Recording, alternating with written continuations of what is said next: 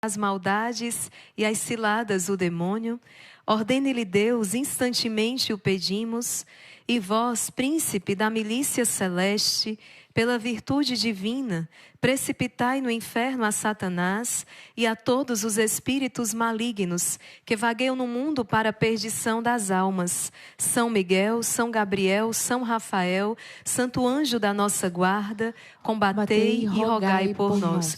Eu estou vendo que o pessoal, vocês estão todos aqui no chat, uma bênção para abençoar, uma bênção para abençoar. É isso mesmo, né? Estão concorrendo a pedra de São Miguel, do Monte Gargano, da Gruta. E nós vamos revelar o ganhador, gente, logo após a pregação, tá bom? A gente vai estar revelando, então, o ganhador do sorteio da pedra de São Miguel, do Monte Gargano, também um sacramental. Gente, hoje estamos aqui, então, no 13º dia do nosso retiro quaresmal, né? E chegamos aqui num ponto da história da salvação, né, do patriarca Jacó. Na última formação, pregação ministrada pela irmã Maria Joana, está aí no canal, super bem acolhida por vocês. A primeira de muitas, ela está falando sobre, né, o sacrifício de Isaac, a obediência de Abraão. Mas mais do que isso, Abraão obedeceu exatamente por ser amigo de Deus. Ele é amigo de Deus, ele confia no plano de Deus. Quando nós confiamos, não é difícil obedecer. Quando nós amamos, nós confiamos, e então é uma graça obedecer a palavra do Senhor. Hoje nós avançamos e estamos aí na história do patriarca Jacó, o pai de muitos povos, não é? Que vai dar origem então aí às 12 tribos de Israel. Mas, gente, é impressionante quando você se depara com a história de Jacó.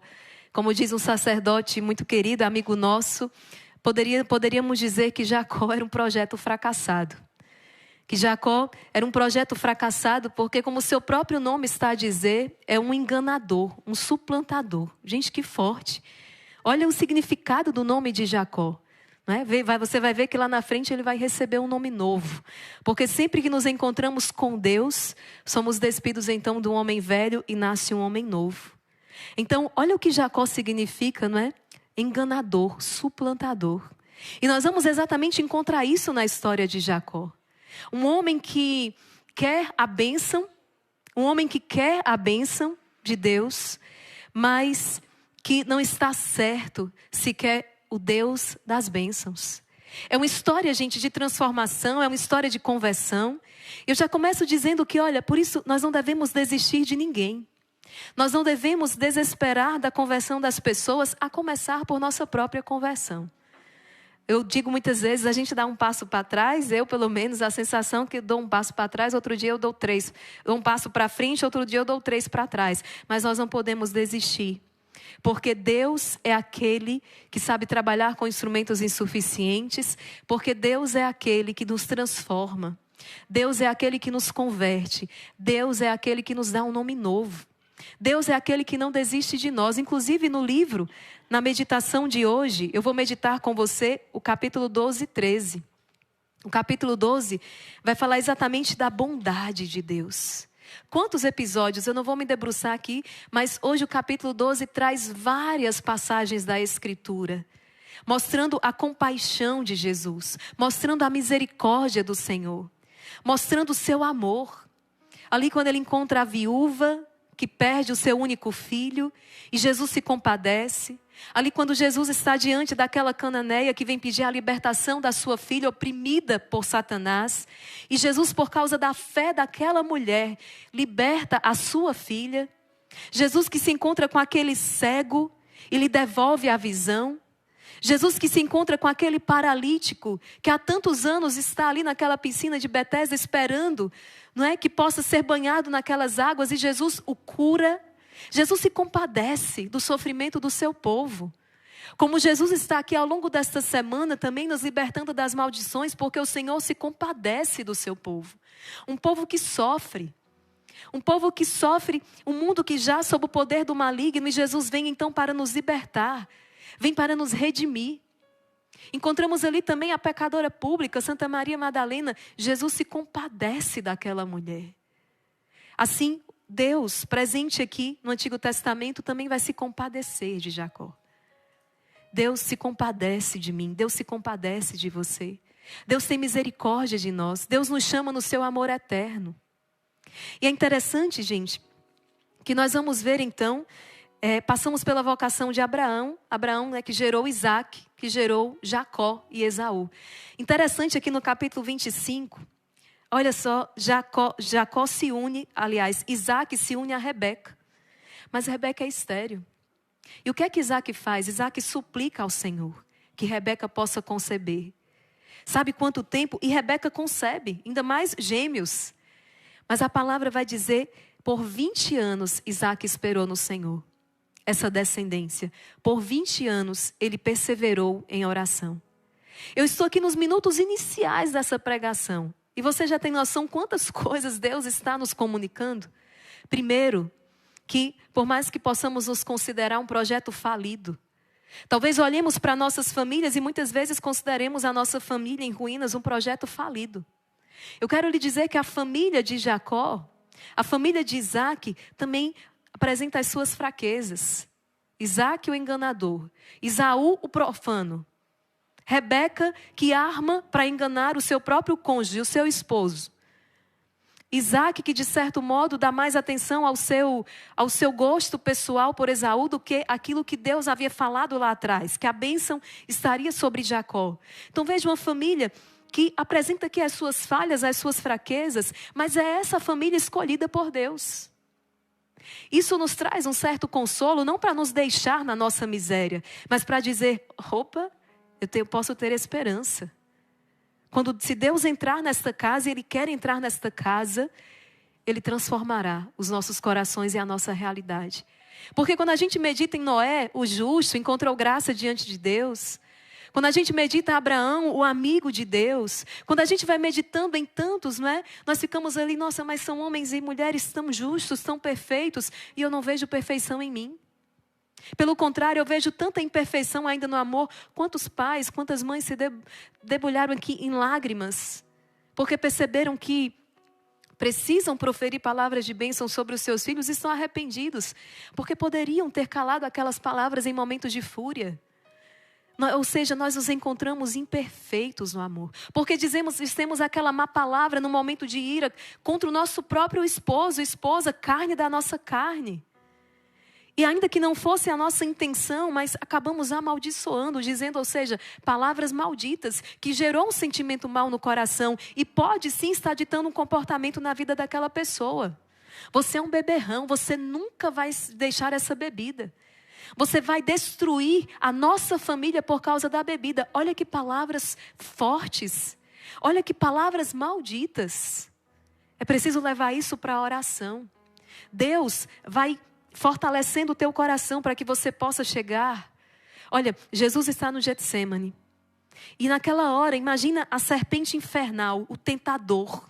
Jesus sente todo o peso dos nossos pecados. Jesus sua sangue, tamanha a sua agonia. E a serpente infernal rondando Jesus, rondando o Senhor naquele seu momento, digamos que de vulnerabilidade. Mas Jesus se coloca em profunda oração. É preciso rezar, orar e vigiar, porque o espírito está pronto, mas a carne é fraca. Jesus sai, então, intensifica a sua oração para que depois ele possa voltar e proferir aquela palavra que até hoje nós recordamos. Pai, se possível, afasta de mim este cálice, contudo seja feita a tua vontade e não a minha. Só um homem e uma mulher fortalecido no Senhor, na oração, é capaz então de proferir tais palavras. Esse homem e essa mulher que está se fortalecendo na oração aqui, você no rosário, você na hora da misericórdia, novena de Pompeia, terço do combate, meditação diária da palavra de Deus. Você se fortalecendo na oração, você pode diante daquele seu esposo que está se arruinando na bebida, chegar e dizer, filho, eu sei que um dia eu te verei liberto deste mal do álcool. Eu sei que um dia eu te verei pregando, eu te verei proclamando as maravilhas do Senhor. Eu creio nisso. Entende? Mudamos. Por quê? Porque a nossa esperança está no Senhor. Eu não estou mais olhando para a fraqueza do meu irmão. Eu não estou mais olhando para a miséria do meu cônjuge. Eu não estou mais olhando para a limitação do meu filho, dos meus pais. Mas eu estou olhando para o Senhor, que pode realizar todas as coisas, que faz nova todas as coisas, que tira aquela água do rochedo, que faz o mar se abrir para que passemos a pé enxuto, que faz o morto ressuscitar e diz para mim e para você, nada é impossível para mim. Assim como nada é impossível àquele que crê. Entende?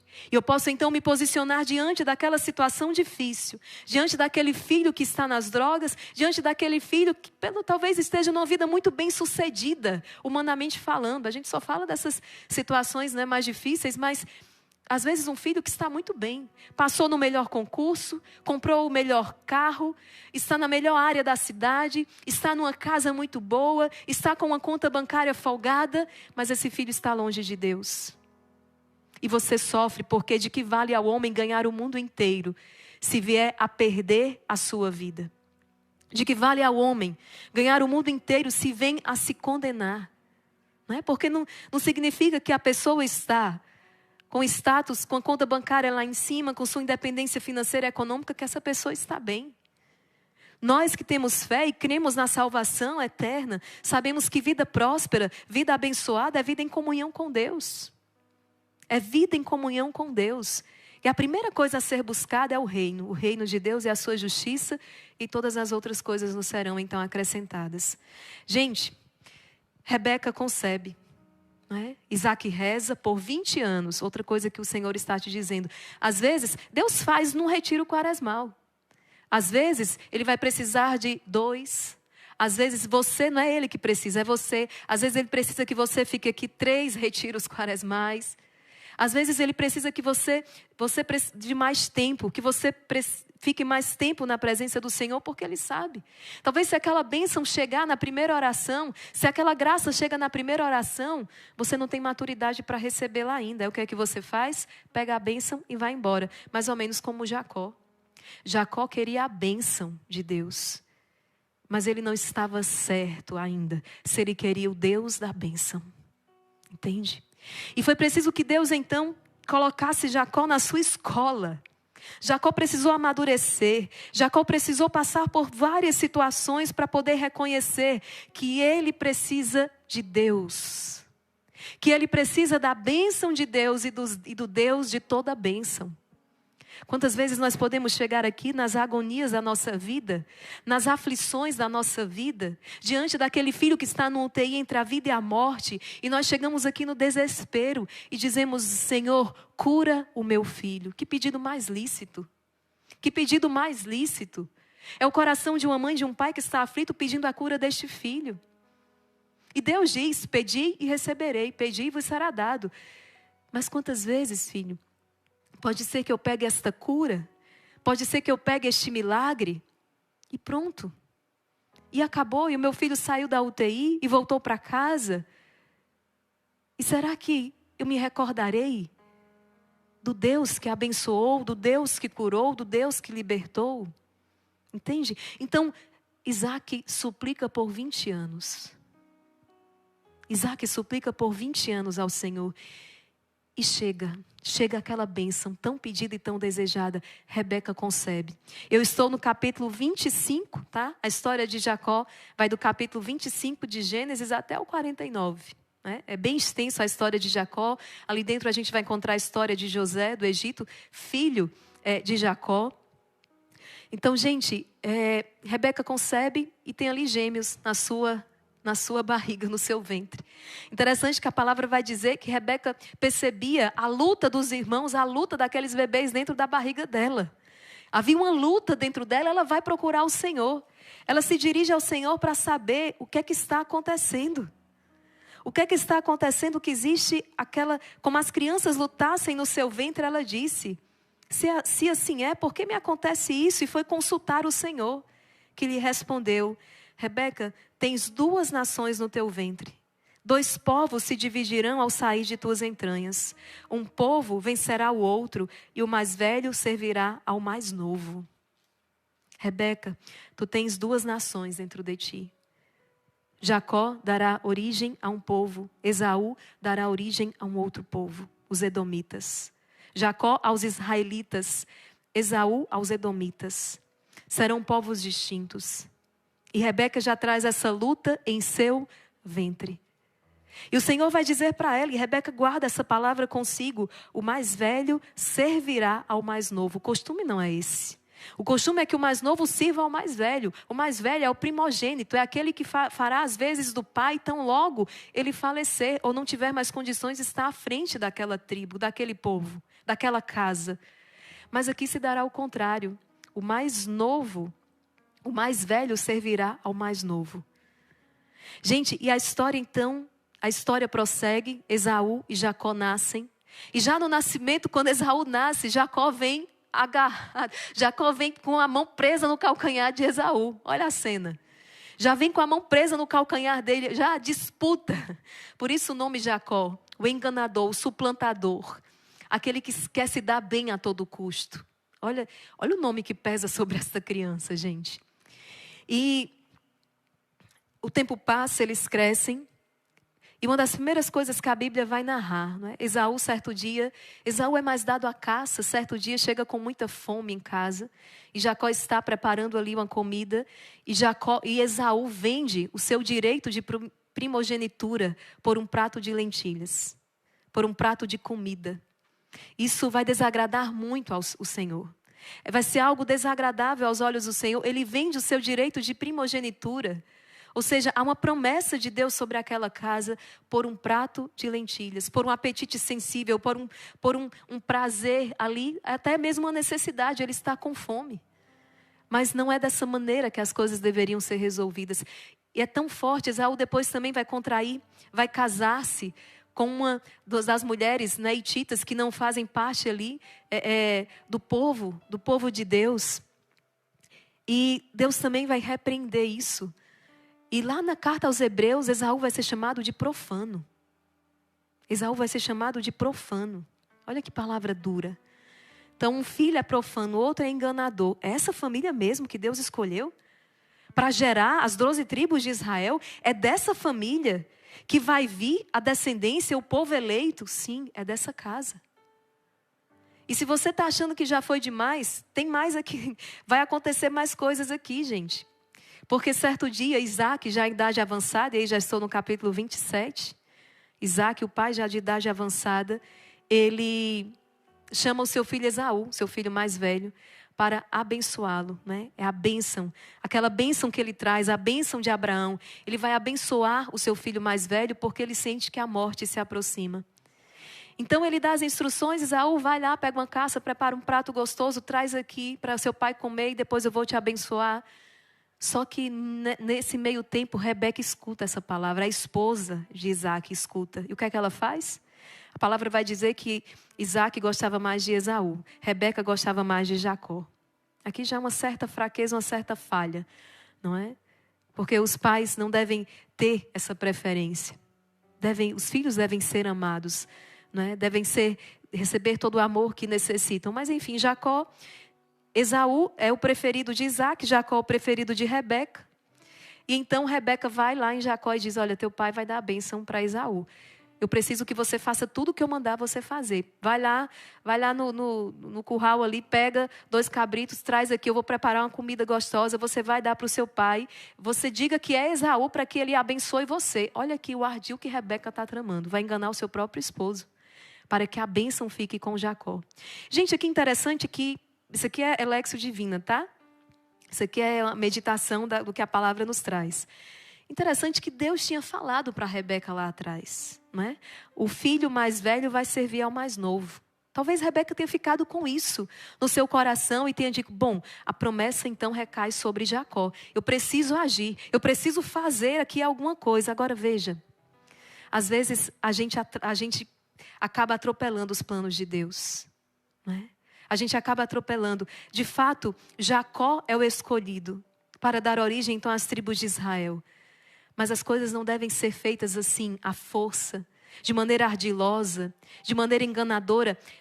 Rebeca vai pagar caro por causa do seu ardil. Rebeca vai pagar muito caro por causa do engano que ela causou ao seu esposo, ao seu cônjuge. Então, a palavra vai dizer que Rebeca veste Jacó, inclusive com as roupas de Esaú, porque Isaac já não enxerga. Então, quando Jacó se aproxima, ele vai sentir o cheiro de Esaú nas roupas do filho. Ele vai comer daquele prato saboroso. Ele interroga umas 3 vezes: quem é você? E Jacó diz: eu sou Esaú.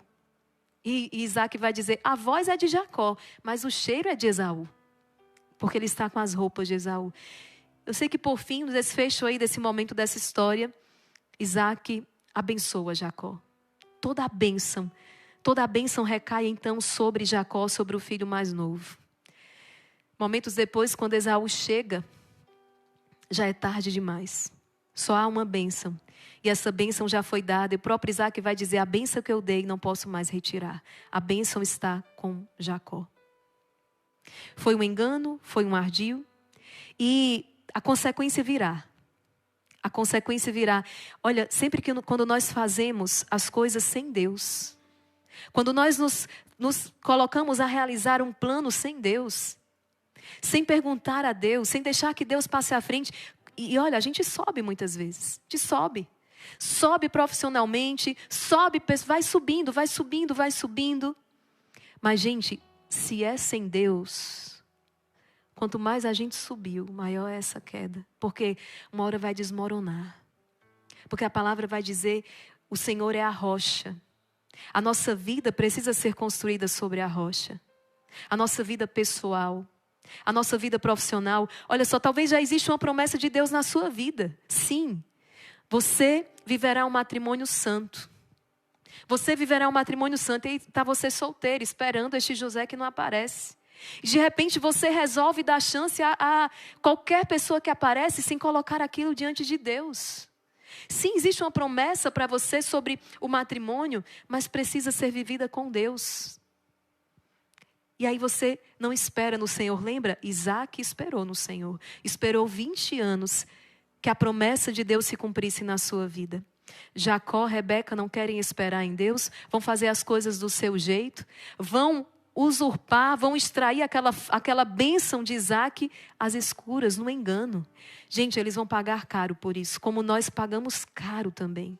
Não é porque Deus nos castiga, mas é as consequências do nosso ato. As consequências do mal que nós praticamos. Você já ouviu aquela história, não é? A gente colhe aquilo que a gente planta. No mundo diz assim, não é?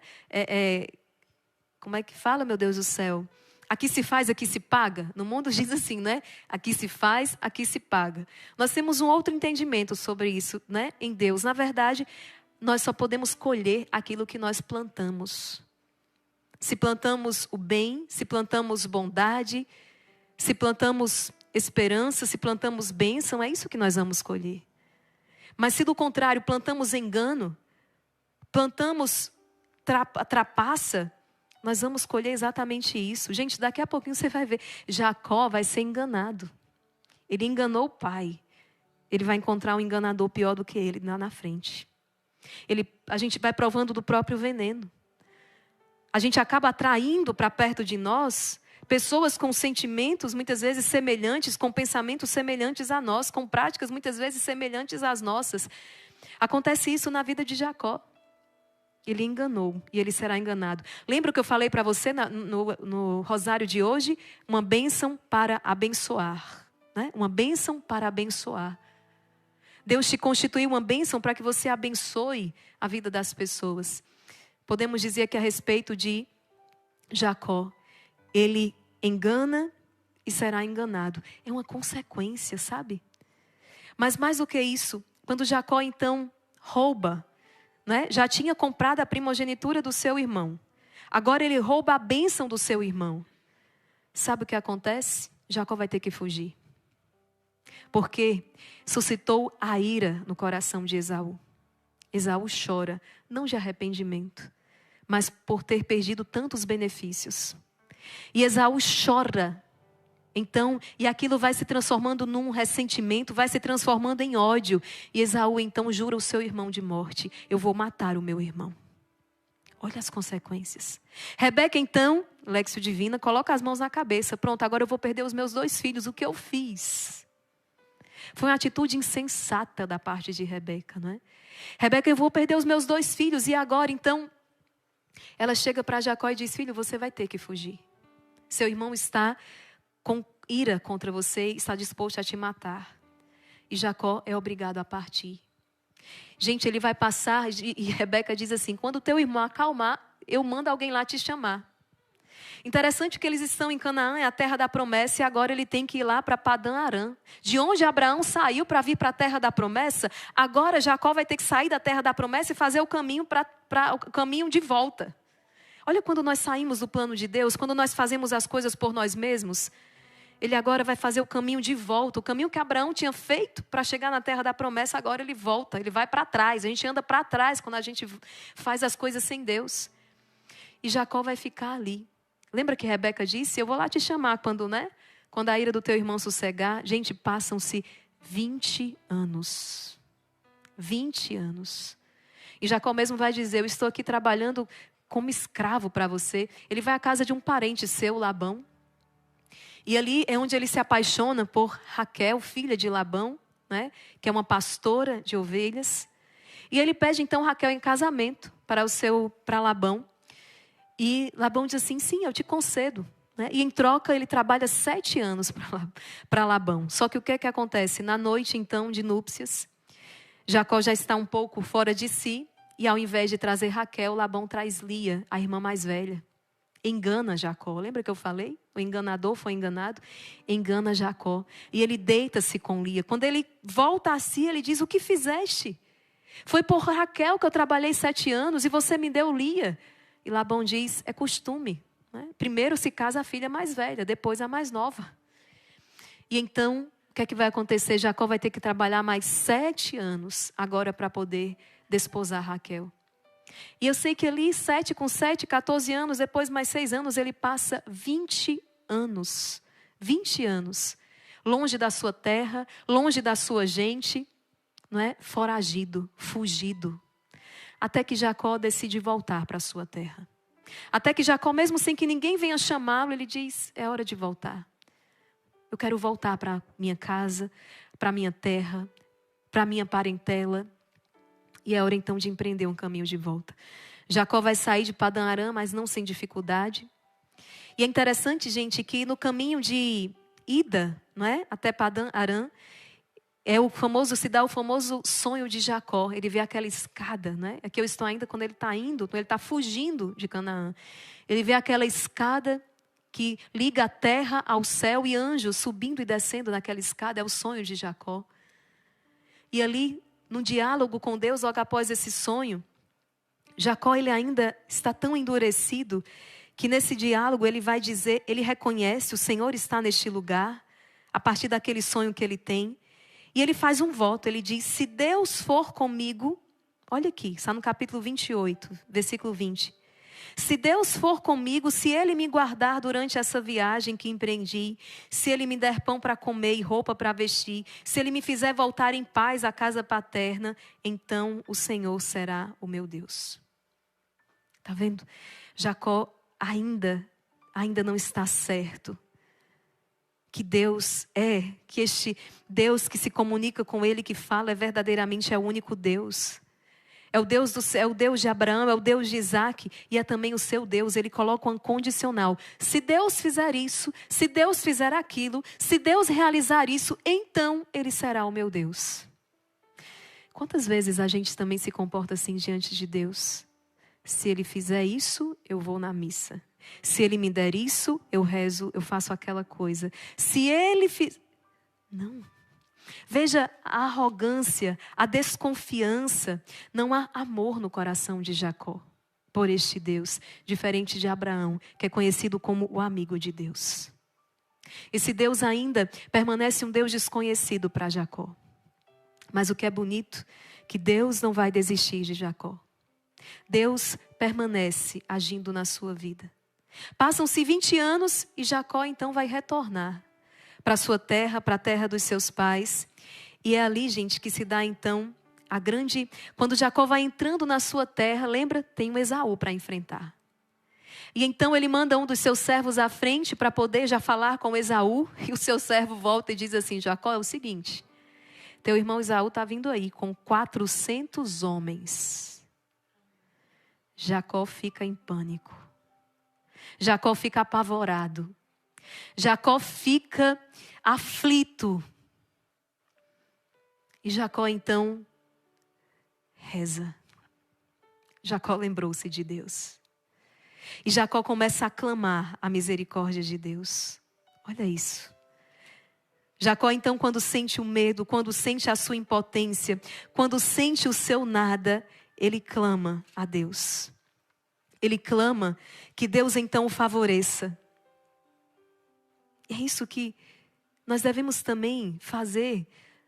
Nos momentos também, quantos momentos de angústia nós enfrentamos, precisamos clamar a Deus, descemos daquele pedestal que nós estávamos e reconhecemos que dependemos de Deus. E então Jacó tem uma luz, ele divide os seus rebanhos, divide o seu grupo em dois, manda servos na sua frente, várias comitivas, e diz: olha, dê esses presentes a Esaú. E quando se apresentar para ele perguntarem quem vocês são, diga: o seu servo Jacó. Ele agora muda aqui, ele se apresenta como o servo do seu irmão Esaú. A arrogância de Jacó foi abatida. A arrogância e o orgulho de Jacó foram abatidos. E ele manda dizer: diga, o teu servo Jacó. Ele se coloca como servo do seu irmão mais velho, Esaú. E manda os grupos à sua frente, e ele fica por último atrás, sozinho. E é na noite, quando ele decide na noite adentrar então naquela terra, ele tem uma experiência, se dá ali a luta de Jacó com Deus. Jacó luta com Deus. A palavra vai identificar, um homem desconhecido que trava uma luta com Deus, que trava uma luta com Jacó. Depois Jacó mesmo vai dizer: eu vi Deus face a face. Gente, é uma luta tensa. Parece que Jacó está vencendo, porque a palavra vai dizer, que Jacó lutou a noite toda e ele não podia ser vencido. No raiar, estava quase raiando um dia, quando então aquele homem desconhecido pede para partir, mas Jacó diz: não, você não vai enquanto não me abençoar. De repente, Jacó é ferido na coxa. E ele vai mancar para o resto da vida. E aqui, gente, é ferido. Ferido na coxa, ou seja, Deus tira o apoio de Jacó. Mas podemos fazer essa leitura desta passagem. Jacó é ferido na coxa, onde ele se apoia. E Jacó vai passar a mancar a vida toda. Ele é ferido na coxa, ou seja, Deus tira o apoio de Jacó. Quantas vezes nós dizemos acreditar em Deus, mas porque nos apoiamos. Estamos apoiados na conta bancária, estamos apoiados na nossa saúde, estamos apoiados nas pessoas queridas que estão ao nosso lado. Nós temos vários apoios. É fácil dizer que caminhamos então com Deus. Mas quando Deus toca nesses apoios humanos que nós temos para dizer assim, é através da fé. Esses dias uma pessoa partilhava comigo e disse: irmã Maria Raquel, eu tive um sonho. E foi um sonho tão real. Eu disse: pois bem, me conte esse sonho. Jacó tinha seus sonhos, José tinha seus sonhos. Deus às vezes nos fala também por meio de sonhos. Nem todo sonho vem de Deus, mas Ele fala também através de sonhos. José tem quantos sonhos? O José do Egito, o José de Nossa Senhora. Mas veja, essa pessoa dizia: eu estava no mar revolto. E havia um buraco terrível no centro deste mar. E esse buraco sugava toda a água. Eu estava no meio daquela confusão, mas eu estava segurando numa rocha. Apenas a ponta dos meus dedos estavam cravadas na rocha. E eu vi um ser luminoso ali do meu lado, mas esse ser não fazia nada, ficava apenas olhando para mim.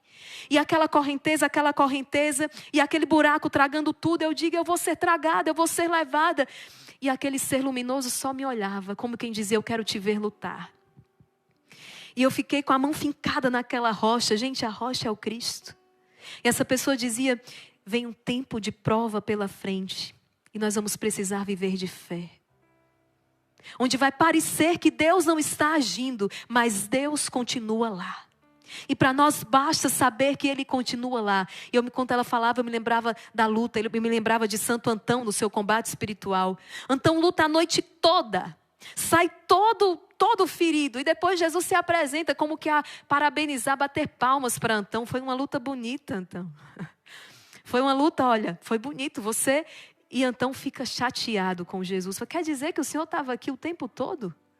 E por que o Senhor não me ajudou a vencer esta fera infernal? E Jesus diz: por que, Antão? Eu queria te ver lutar. Eu queria te ver combater. Deus toma a peito as nossas lutas. Mas vai ter hora que Ele vai estar ali do lado, olhando você batalhar. É como um pai com um filho. O pai, ele está sempre ali com o filho. Imagina um campeonato, uma final de campeonato. O pai não pode entrar na quadra. O pai não pode entrar naquele campo para jogar no lugar do filho. Mas ele está lá para ver o filho jogar. Ele está lá para torcer por aquele filho. Quantas palavras de encorajamento. E o filho de vez em quando olha para o pai. Basta saber que o meu pai está aqui. Isso encoraja, isso fortalece. Gente, vai ter momentos na nossa vida, no jogo da vida, que muitas vezes Deus vai nos deixar lutando. E vai bastar para nós saber que Deus está lá. É a noite da fé, onde seremos provados na fé. E nesse momento todos os apoios humanos desaparecerão. Estaremos nós e os nossos medos à frente para serem enfrentados. Jacó tem medo. Jacó está num tempo da sua vida onde o medo está dominando. Deus aparece então. E há uma luta. Jacó luta com Deus. E Deus fere então Jacó na coxa. Ou seja, ele perde os apoios humanos. E é naquele momento então onde aquele ser misterioso pergunta qual o seu nome. Olha que bonito isso aqui.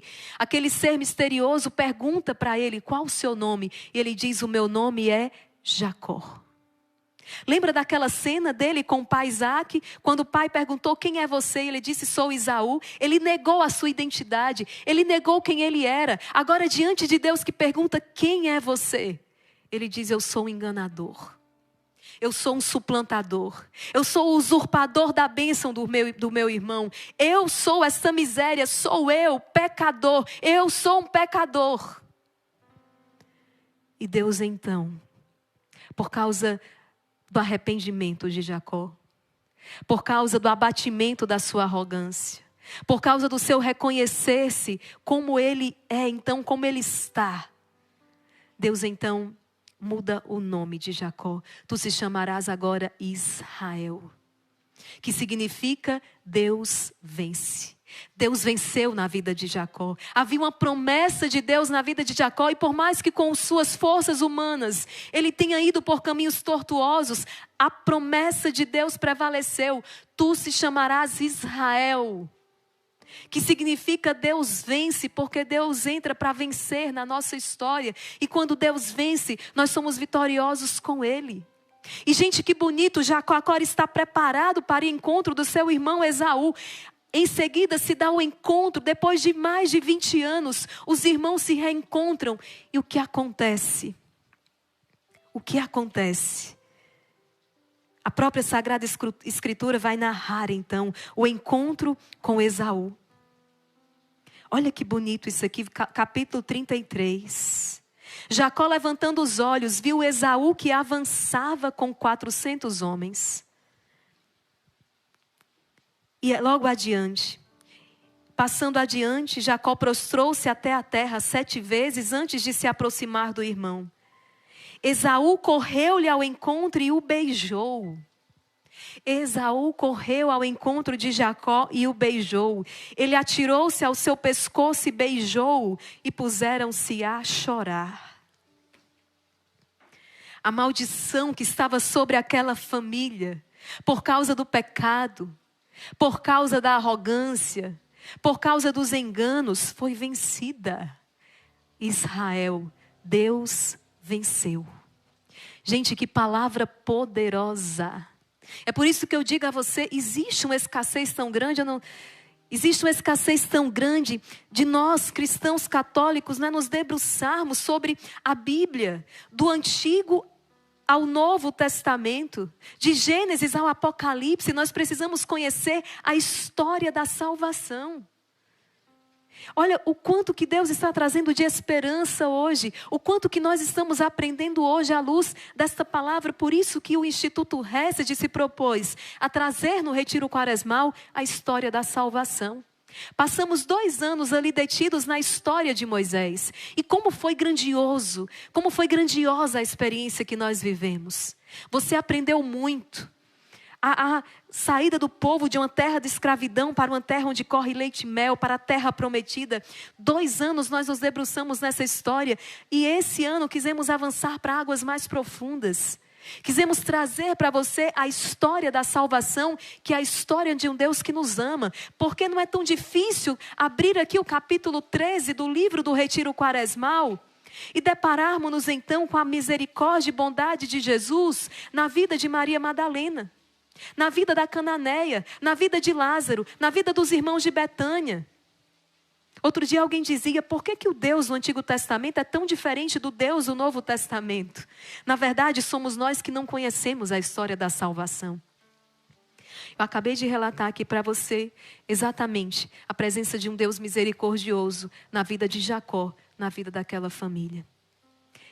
É de Jacó que virá então as 12 tribos de Israel, o povo escolhido, a nação santa, a nação eleita.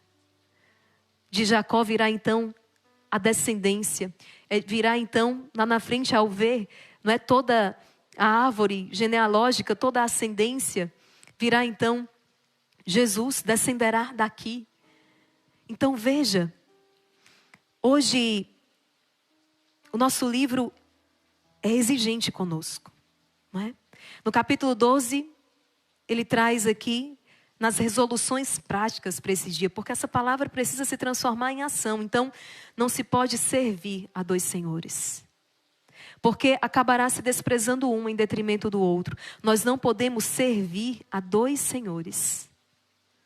Jacó, atrás, ele está confuso. Mas depois de todo esse processo, de todo esse sofrimento, Jacó então se torna verdadeiramente servo do Deus vivo. A palavra está dizendo hoje, não podemos servir a dois senhores. Olha, o livro é bem exigente conosco, né? Todos sabem que para se salvar é preciso servir e amar a Deus. Mas desejam retirar do serviço e do amor a Ele aquilo que consideram oneroso, mantendo apenas o que lhes agrada. Querem servi-lo com a condição de oferecer apenas palavras e cerimônias, e mesmo assim com relutância e tédio. Gente, eu vou dizer aqui uma coisa, é muito importante isso aqui. Nós não podemos estar na igreja como parasitas. Entende? Não são apenas os religiosos, os sacerdotes, que são chamados ao serviço do Senhor. Mas você também, leigo, leiga, você casado, você jovem que está, todos nós somos chamados ao serviço do Senhor. Claro, cada um segundo o seu estado de vida. A igreja conta conosco. E nós vamos ali a cada domingo onde recebemos o corpo de Cristo. Nós vamos ali onde recebemos a absolvição dos nossos pecados através do sacramento da confissão. Mas quantas vezes dentro daquela igreja, aquele sacerdote tem tanta dificuldade para montar uma pastoral. Para montar uma pastoral do dízimo, para montar uma pastoral da comunicação, para montar um ministério de música, para pessoas que possam servir. Servir num domingo, servir 1 hora, servir 30 minutos, servir, limpar uma igreja, limpar um banco, estar na porta acolhendo a equipe de liturgia. Quantas vezes? E quando damos o dízimo, achamos que já fizemos tudo. Gente, se você dá o dízimo, bendito seja Deus por isso, saiba, você não está fazendo mais do que a sua obrigação. Você não está fazendo mais do que a sua obrigação, não temos que estar aplaudindo isso. Ai, que gesto louvável. Não é mais do que a obrigação de um cristão católico contribuir com as despesas da igreja e servir. Nós estamos aqui rezando pelas crianças na ilha de Marajó. É um caso terrível. É um caso muito triste. E o que eu mais escutei, pessoas dizendo sim, são faltas de políticas públicas. Estou de acordo, de fato, faltam políticas públicas. Mas nós sabemos também que falta Deus. E nós sabemos também que se as nossas crianças sofrem, nós temos a nossa parcela de responsabilidade nisso, porque é fácil a gente jogar a conta para o outro pagar.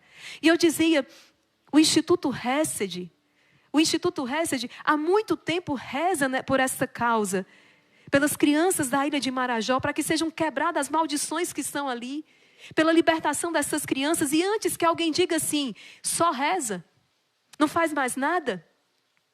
Fazemos sim, porque o Senhor diz, orai, não é para rezar, a regra de São Bento, ora, labora, reza e trabalha. Nós precisamos sim que o nosso amor, que é oração, também se torne concreto. Eu digo muito, nós estamos no Rosário da Madrugada aqui no Tabor, mas quando nós descemos, a nossa oração, se autêntica, ela gera serviço à comunidade.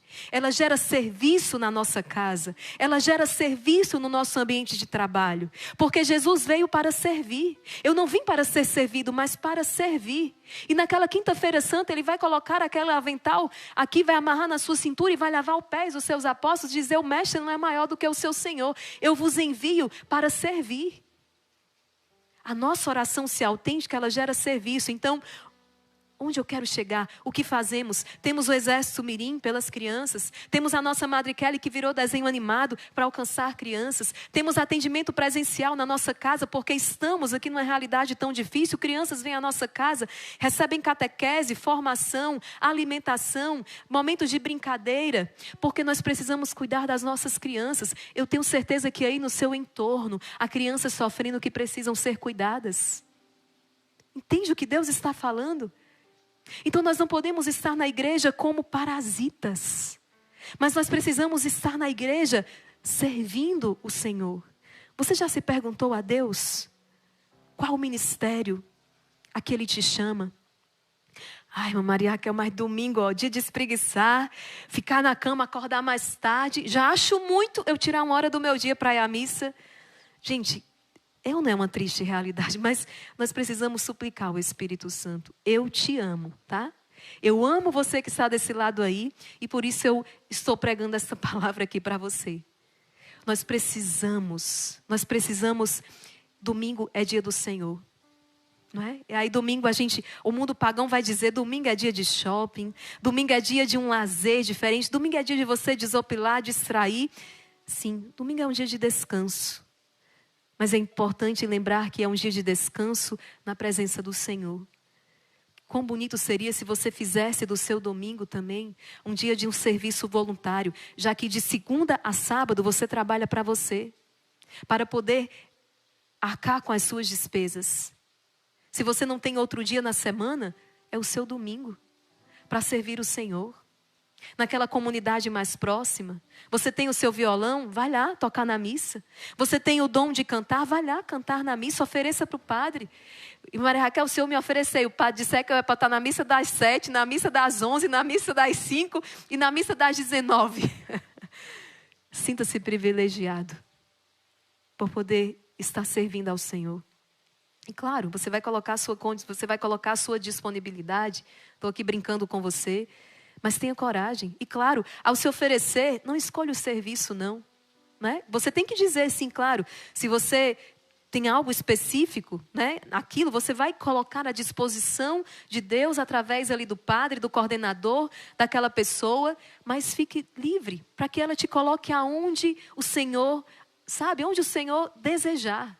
Você toca violão como ninguém, mas nesse final de semana você vai ajudar na limpeza da igreja. Louvado seja o Senhor, qual o problema? Você canta como ninguém, mas nesse final de semana você vai servir na equipe de acolhida. Olha que beleza. Entende? Então, um dos propósitos aqui de hoje desta pregação, reze. Coloque isso na presença do Senhor e diga: Senhor, onde o Senhor me quer? Eu quero servir o Senhor. Claro, sem jamais descuidar das obrigações primeiras do nosso estado de vida, não é? Você, pai, mãe, a sua missão ali na sua igreja doméstica. Formando as almas dos seus filhos, formando-os para o céu. Formando-os em santidade, gastando tempo com eles. Gastando tempo, investindo o seu tempo com eles. Né? Isso é a primeira coisa a ser considerada, obviamente. Mas aqueles então que hoje dispõem de condições, não é? Outro dia, uma mãe com 6 filhos, 2 recém-nascidos. Essa mãe tem condições de fazer mais alguma coisa, gente? Na vida? Provavelmente não. São 6 filhos, 2 recém-nascidos, amamentando. Que se vai exigir mais, ela se consome por essa prole, por essa casa. Mas quantas vezes você tem condições? Você, jovem, que tem tempo. Ou até você mesmo casado, mas que tem tempo para servir. Cada um sabe da sua vida, né? Cada um sabe de si. E mais do que isso, Deus sabe de todos. Deus ninguém engana. Deus sabe de tudo. Jacó tentou enganar Deus, mas ele conseguiu enganar Isaac, mas nós não conseguimos enganar Deus. Deus sabe quem pode, quem não pode, quem tem tempo, quem não tem tempo. E olha, quando você se dispõe, quanta alegria de servir. Quanta alegria no teu coração. Como é bonito quando eu encontro pessoas que estão descobrindo a alegria do serviço. Outro dia alguém me procurava e dizia, parecia que era assim, passou no concurso em primeiro lugar, veio com tanta alegria me dizer, irmã Maria Raquel, eu digo, oi filha, eu estou servindo na igreja. Eu agora faço parte da equipe da liturgia. Era tanta alegria que parecia assim que ela ia dar a notícia que passou, né, no primeiro lugar do concurso mais difícil que ela fez na vida. Estou fazendo uma comparação. Tamanha era a alegria do coração dela. Por quê? Porque agora está servindo na igreja. Porque agora está se sentindo útil também ali na igreja, servindo. E aqui, por falar em se sentir útil, eu quero saudar os meus irmãos que estão enfermos. Nós sempre temos algo a oferecer a Deus. Quantas pessoas que estão acamadas, quantas pessoas que já com tantas limitações não podem, né? Mal podem ir à igreja para participar da missa. E Deus sabe da condição de cada um. O ministro que vem até a sua casa para trazer Jesus e você diz, como eu queria ter saúde, irmã Maria Raquel, para voltar para a pastoral, para voltar para o coral, mas hoje eu já não tenho. Filho, filha, não fica triste, porque hoje você oferece a tua enfermidade. Hoje você está oferecendo as tuas dores. Hoje você está oferecendo unido com Jesus na cruz. E saiba, o teu sacrifício tem um grande valor para o Senhor. O teu sacrifício, talvez, unido ao sacrifício de Cristo, talvez seja o que tem sustentado aquela comunidade paroquial. Talvez seja o que tem sustentado aquele ministério sacerdotal. O teu consumir-se por Cristo, sem murmurar, sem reclamar, confiando em Deus e se abandonando nele. E por fim, gente, que bênção, quanta riqueza Deus nos comunicou. Tem sido uma bênção essas pregações do Retiro Quaresmal, né, irmã Maria Joana? Que a gente se sente conversando com eles, assim, é uma partilha em casa. Coloca um cafezinho, vamos tomar um cafezinho junto e vamos partilhar sobre a palavra de Deus. E o quanto nós estamos crescendo, o quanto Deus está falando com a gente. Amanhã, irmão Luiz Maria vai estar pregando para vocês. Quarta, a irmã Maria Joana vai vir aqui, né, irmã Maria Joana? Olha, gente. Ei, quarto não tá no meu script, não. Mas está no de Deus, né, gente? Capítulo 13. Gente, capítulo 13. Para incentivar a confissão pelo uso frequente do sacramento da penitência. Sempre que você, na página 133, olha o que o livro nos traz. Sempre que você se aproximar do sacramento da penitência, deve incitar a sua alma um grande pesar por todas as suas faltas, especialmente pelos pecados mortais cometidos no passado. Mantenha sempre esses pecados diante dos olhos, por várias razões. Olha, gente, eu quero abrir um parêntese aqui. Nós estamos vivendo uma semana por libertação das maldições. E vão ter vozes que vão se levantar, talvez na ignorância, eu não sei, mas, não é?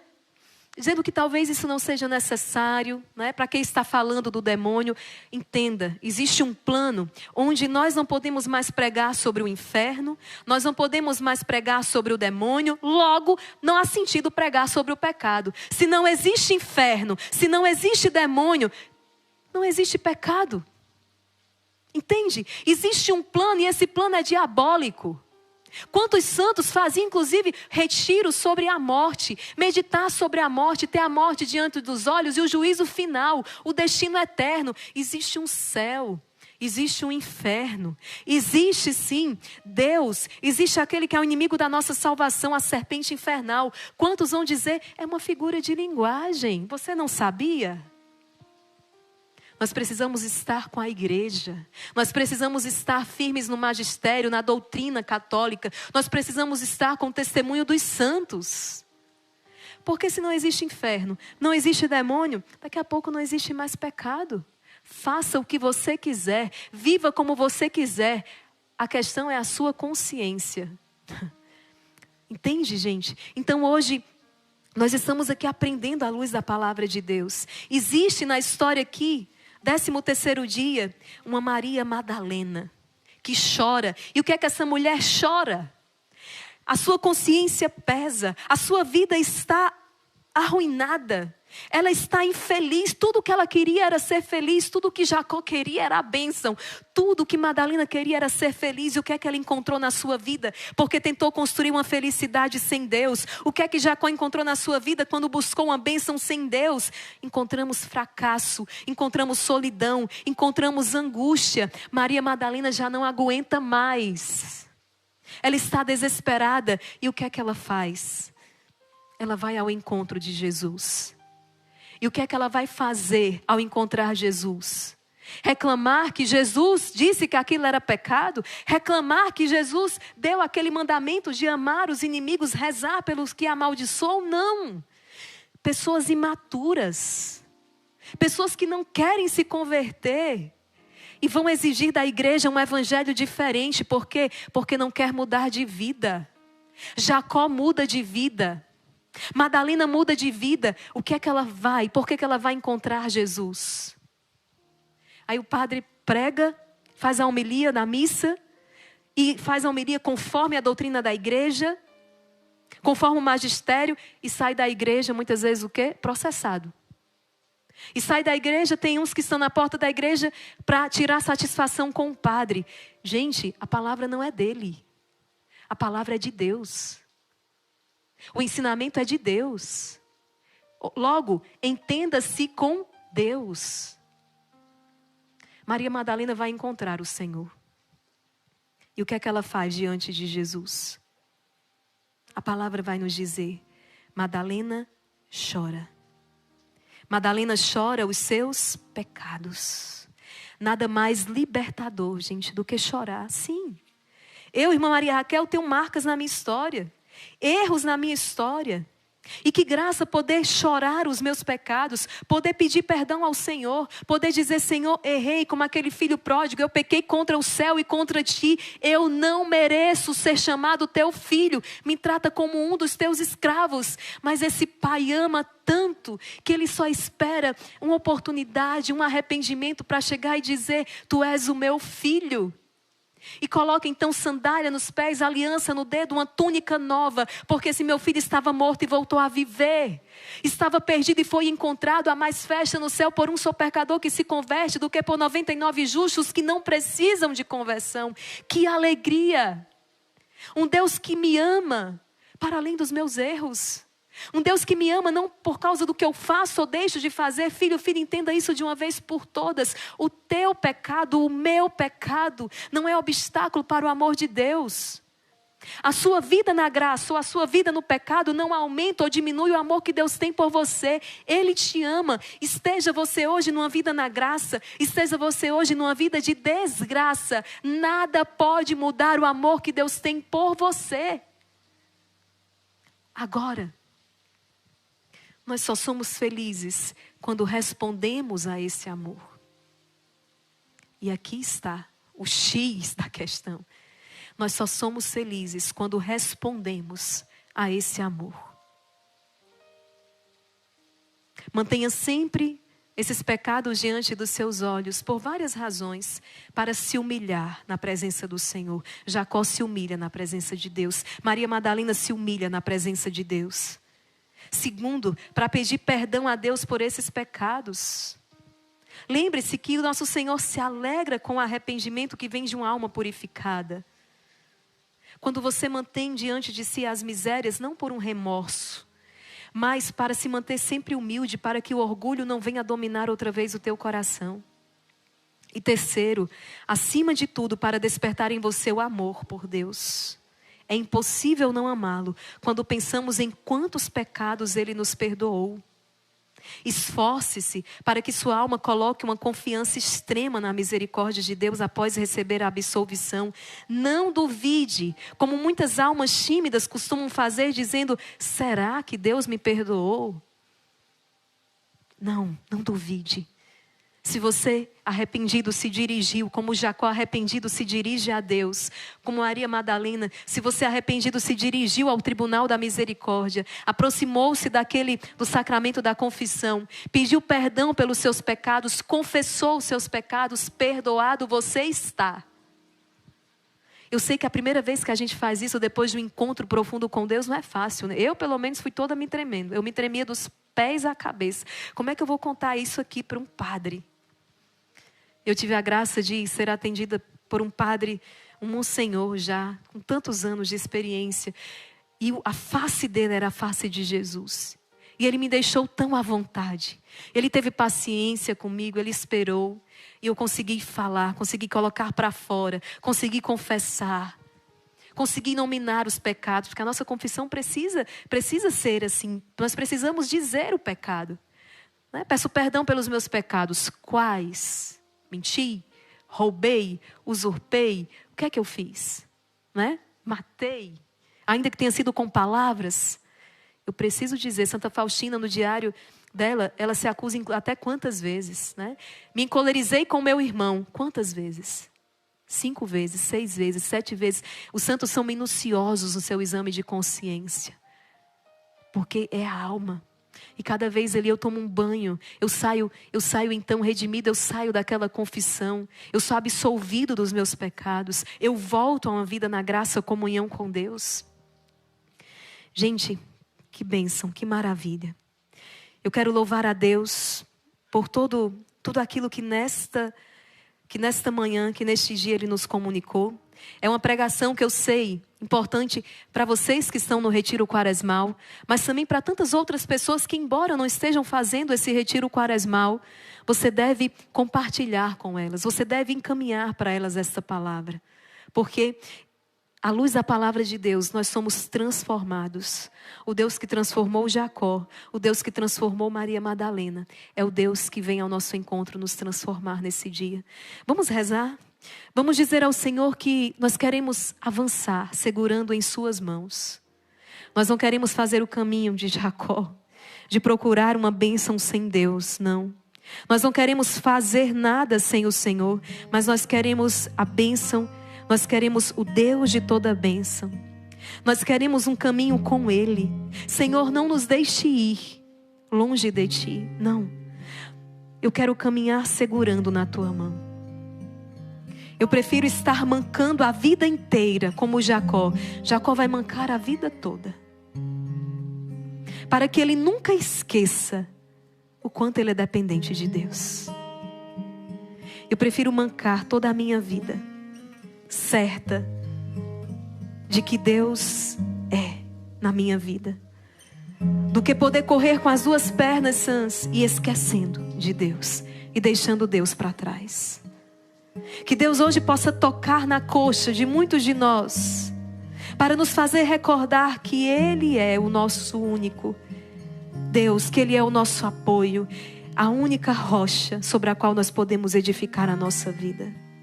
Sobre a sua palavra, a sombra da sua igreja, a sua esposa. Agradece ao Senhor por esta palavra. Agradece ao Senhor por esta iluminação. Agradece ao Senhor e reza com tua mão, ó meu Senhor. Reza assim.